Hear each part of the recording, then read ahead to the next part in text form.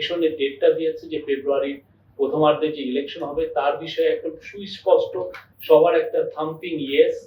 তারপরে তার যে অ্যাপ্রুভাল রেটিং, সে যে কাজটা করছে প্রফেসর ইউনূসের নেতৃত্বে ইন্টারিম গভর্নমেন্ট, তাকে সে একটা থাম্পিং ইয়েস দিচ্ছে। এবং ল অ্যান্ড অর্ডারের বিষয়েও আপনি যদি দেখেন যেই পরিমাণ প্রতিদিন কিচ্ছু নাই, দেশ শেষ হয়ে যাচ্ছে, আমরা বারবার প্রতি মাসে আমি পুরো ৬-৭ বছর স্ট্যাটিস্টিক্স একবারে দিচ্ছি, দিয়ে দেখাচ্ছি যে যে আপনার ল অ্যান্ড অর্ডারের ক্ষেত্রে যা হচ্ছে বেশিরভাগই পারসেপশনের বিষয়।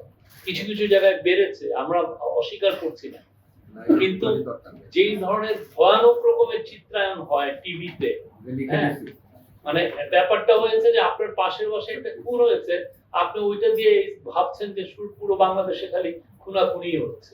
14তম মাসে এসে একটা গভর্নমেন্টের 79 প্রায় 80% অ্যাপ্রুভাল থাকা, it's a shows that people have every মানে people are satisfied with its performance.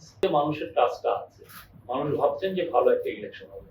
আর আমি মনে করি যদি 94% এর যে সেইটা মানুষের যে এক্সপেকটেশন যদি এরকম থাকে, বাংলাদেশের কারো সাধ্য নাই এই ইলেকশনটাকে মানে কোন ধরনের প্রস্তাবিত করতে হবে। কেননা ইলেকশন সত্যিকার অর্থে আপনার 47,000 হচ্ছে ভোটের সেন্টার, তার মধ্যে বুথ বোধহয় 2 লাখের মতো।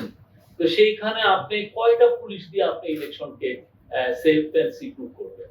ইলেকশনটা করে তো কমিউনিটি, ইলেকশন করে এলাকার মানুষ। সবাই যদি একসাথে আসে, তাদের ছেলে মেয়ে ভাই বোন সবাই মিলে যদি ভোট দিতে আসে, ভোটটা ভালো হতে বাধ্য।